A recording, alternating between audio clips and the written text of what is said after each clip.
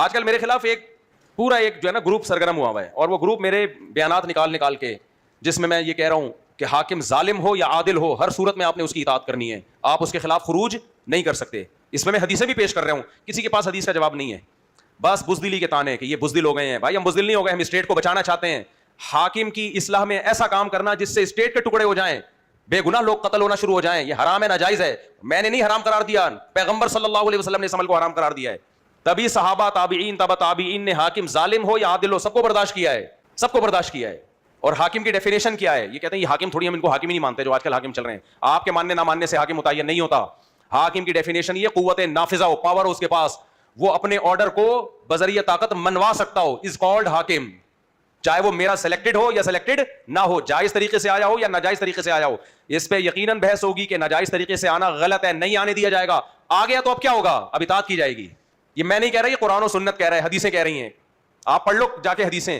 العقیدۃ الطحاویہ عقیدے کی کتاب ہے, امام طحاوی نے رحمہ اللہ نے لکھی ہے, پوری دنیا مانتی ہے اس کو, اہل سنت والجماعت کے عقائد ہیں, اور لکھی بھی آج سے 1200-1300 سال پہلے. اس وقت معاذ اللہ حکومتی غلام تھے. انہوں نے کہا کہ ہم ائمہ کے خلاف, جو بھی حاکم ہے اس کے خلاف خروج کو حرام سمجھتے ہیں, چاہے وہ عادل ہو چاہے وہ ظالم ہو. یہ اس کا پرسنل معاملہ ہے. حدیث میں آتا ہے وَإِن ضَرَبُوا ظَهْرَكَ, اگر حاکم تمہاری پشت پہ کوڑے مارے تو بھی اس کے خلاف خروج کی تمہیں اجازت نہیں. خروج کا مطلب کیا ہوتا ہے؟ مسلح, تلوار سے بغاوت, بموں سے بغاوت, یہ اجازت نہیں ہے تمہیں. اس کا مطلب یہ لوگ یہ لیتے ہیں مفتی صاحب ہمیں بزدل بنا رہے ہیں. آپ بھی منہ کے فائر سے ہی بہادر بنا رہے ہو, خالی بزدل تو آپ بنا رہے ہو. ہم نے کب کہا کہ اس کے خلاف احتجاج نہیں کر سکتے, اپنی استطاعت کے بغیر اس کو سیدھا کرنے کی کوشش نہیں کر سکتے؟ یہ ہم نے کب کہا؟ ہم کہہ رہے ہیں تلوار مت اٹھاؤ اسٹیٹ, کیونکہ حاکم اچھے برے آتے جاتے رہتے ہیں. لیکن جب آپ حکومت کے خلاف بموں سے, تلواروں سے, کلاشن کوفوں سے خروج کرو گے, نتیجہ یہ نہیں ہوگا کہ اچھا حاکم آ جائے گا.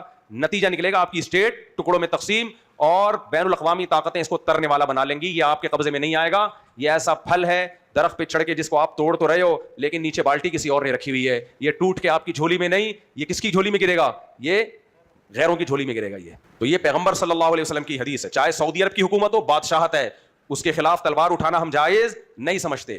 اور یہ جو ہمیں درباری سرکاری کہہ رہے ہیں نا, کہتے ہیں ناجائز حکومتوں کو سپورٹ کرتے ہیں. تم کیا کر رہے ہو؟ تم بھی تو ٹی وی میں بیٹھ کے منہ کے سے فائر کر کے یونیورسٹیوں کے طلباء کا دماغ خراب کر رہے ہو, ملک سے نفرت پیدا کر رہے ہو. اس کے علاوہ تم کر کیا رہے ہو؟ تم کون سا خروج کر رہے ہو؟